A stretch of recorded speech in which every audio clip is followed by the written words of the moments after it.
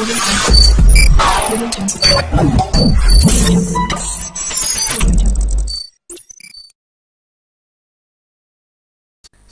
Infotech YouTube চ্যানেলে আপনাকে স্বাগত। আপনার সাথে রয়েছি আমি সৌমেন রায়। আজকের এই ভিডিওতে যে বিষয়ে কথা বলবো সেটি হলো যে কোনো সফটওয়্যার ছাড়া কম্পিউটারে ফোল্ডার কিভাবে লক করা যায়। সফটওয়্যার দিয়ে তো অনেক কিছু সফটওয়্যার মার্কেটে আছে যেগুলো দিয়ে আপনি ফোল্ডার লক করতে পারেন। তার জন্য আপনাকে র্যামটাকে ইউজ করতে হবে, ঠিক আছে। ওই স্পেসে আপনি অন্য কোনো সফটওয়্যার ইনস্টল করুন, কোনো কাজের সফটওয়্যার ইনস্টল করুন, যে সফটওয়্যারটার কোনো প্রয়োজন নেই সেই সফটওয়্যারটা ইনস্টল করবেন কেন। এই ভিডিওতে আপনাকে আজকে বিস্তারিত দেখাবো আপনাদের যে কোনো রকম সফটওয়্যার ছাড়া ফোল্ডার কি করে লক করবেন বা হাইড করবেন। তো চলুন ভিডিও শুরু করা যাক। ভিডিও শুরু করার আগে আমার একটাই রিকোয়েস্ট, যদি আপনি আমার চ্যানেলে নতুন হয়ে থাকেন তাহলে আমার চ্যানেলটি অবশ্যই সাবস্ক্রাইব করে দেবেন, যাতে এই ধরনের টেকনোলজিক্যাল ভিডিও আপনি পরবর্তীকালে পেতে থাকেন। এবং ভিডিওটি যদি আপনার ভালো লেগে থাকে একটি লাইক অবশ্যই করে দেবেন। তো ফার্স্ট আমি চলে যাচ্ছি, আমার একটা ফোল্ডার তৈরি করা আছে অলরেডি, সেই ফোল্ডারের মধ্যে আমি চলে যাচ্ছি। এই যে ফোল্ডারটি আমার তৈরি করা আছে, এই ফোল্ডারটাকে যদি আমি যে সিস্টেমটা ধরুন আছে যে ফোল্ডার হাইড করলে কি হয়, এটা রাইট ক্লিক করলে আপনি প্রপার্টিজে চলে গেলেন, প্রপার্টিজে গিয়ে এখানে হিডেন করে দিলেন, তো আপনার ফোল্ডারটা হাইড হয়ে গেল। কিন্তু আপনি যাদের জন্য বা যার জন্য ফোল্ডারটা হাইড করতে চাইছেন সেও যদি এটা জেনে থাকে যে হিডেন ফোল্ডার কিভাবে দেখতে হয়, তাহলে সে কিন্তু আরামসে বের করে নিতে পারবে হিডেন ফোল্ডার। আপনার যে হিডেন করেছেন, যে ফোল্ডারটা হাইড করেছেন, সেই হাইড করা ফোল্ডারটা সে আরামসে বের করে নিতে পারবে, কোনো অসুবিধা নেই তার কাছে, ঠিক আছে। তো আপনি এমনভাবে ফোল্ডারটি লক করুন যে সে কোনোভাবেই ফোল্ডারটি খুঁজে পাবে না। তো সেই সিস্টেমটি আজকে আমি আপনাদের দেখাবো। তো এটা আমি এখন ক্রস করে দিলাম।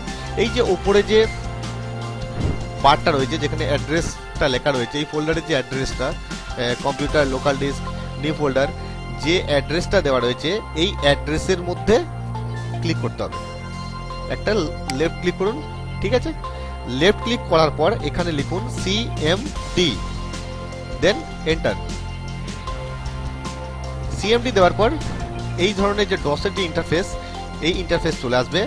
এখানে আপনাকে লিখতে হবে ATTRIB attrib space plus small h, আবার একটা স্পেস, আবার প্লাস স্মল s, আবার একটা স্পেস, আবার প্লাস স্মল r, তারপর আরেকটা স্পেস দিতে হবে।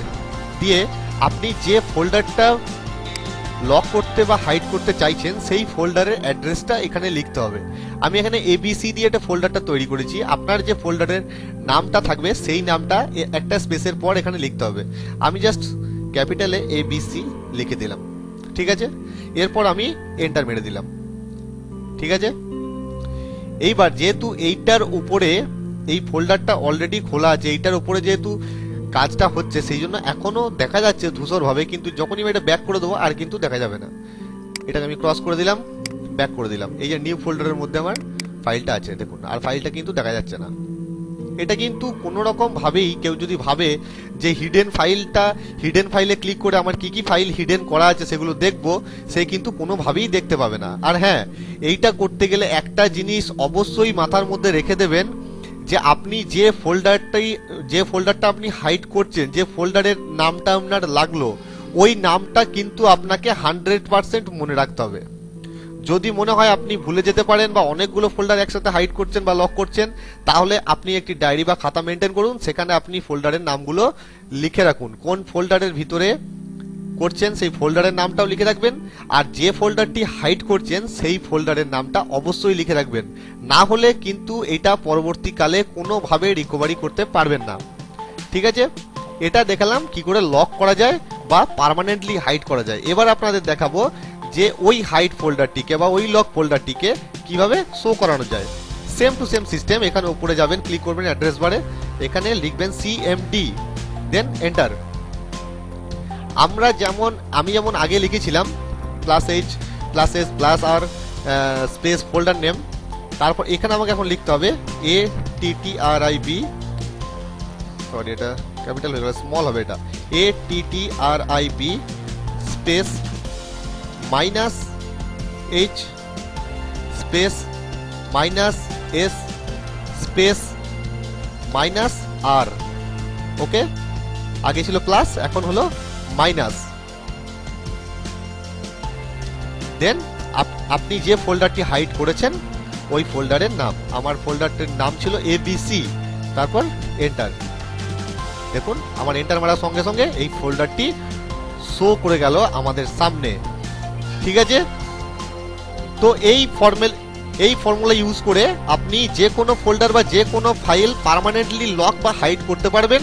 কিন্তু শুধু একটা জিনিস মাথায় রাখতে হবে, ওই ফাইল বা ওই ফোল্ডারের নামটা আপনাকে কিন্তু মনে রাখতে হবে যখন আপনি পরবর্তীকালে ওটাকে শো করাবেন। তার জন্য আমার মনে হয় যে এটা কোনো খাতা বা ডায়েরি মেনটেন করা উচিত, যে ফোল্ডারে কোন ফোল্ডারটা আমি হাইড করলাম।